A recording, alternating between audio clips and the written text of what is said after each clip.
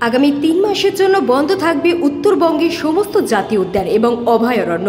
15 June থেকে 15 September পর্যন্ত এই গোটা 3 মাস জঙ্গল সাফারি পুরোপুরি বন্ধ থাকবে। উত্তরবঙ্গের দার্জিলিং জেলার মহানন্দা অভয়ারণ্য, আলিপুরদুয়ার জেলার জলদাপাড়া জাতীয় উদ্যান, বক্সা ব্যাঘ্র প্রকল্প, জলপাইগুড়ি জেলার গরুমারা জাতীয় উদ্যান, চপড়ামারি অভয়ারণ্য সকল পর্যটকরা আগামী 3 মাস গরুমারা বন্যপ্রাণী বিভাগের অধীনে নিউরা ভ্যালি জাতীয় উদ্যানে প্রবেশ করতে পারবেন না। রাজ্যের প্রতিটি বনে একই নিয়ম প্রযোজ্য হবে। এই 3 মাস জঙ্গল সাফারি বন্ধ করার মূল কারণ হলো বছরে এই সময় বন্য প্রাণীদের প্রজনন মৌসুম। তাই গতকাল বনে পর্যটকদের ভিড় ছিল এবং পর্যটকদের বন্য প্রাণীর ছবি তুলতে দেখা গেছে।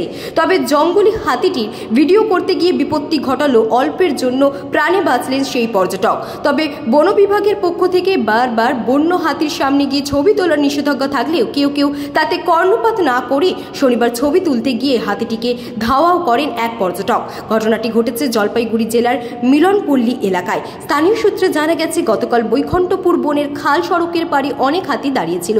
এই সময় গাড়িতে করে এক পর্যটক যাচ্ছিলেন। হাতির পাল দেখে পর্যটকের গাড়ি থামায় এবং চালক সহ পর্যটক গাড়ি থেকে নেমে হাতির খুব কাছে গিয়ে তার ছবি তুলতে শুরু করেন। হঠাৎ দলে থাকা একটি হাতি পর্যটককে তাড়া করে।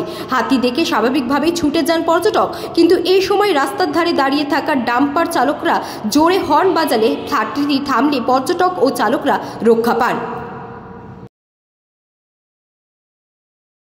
চামচা রাখছিস?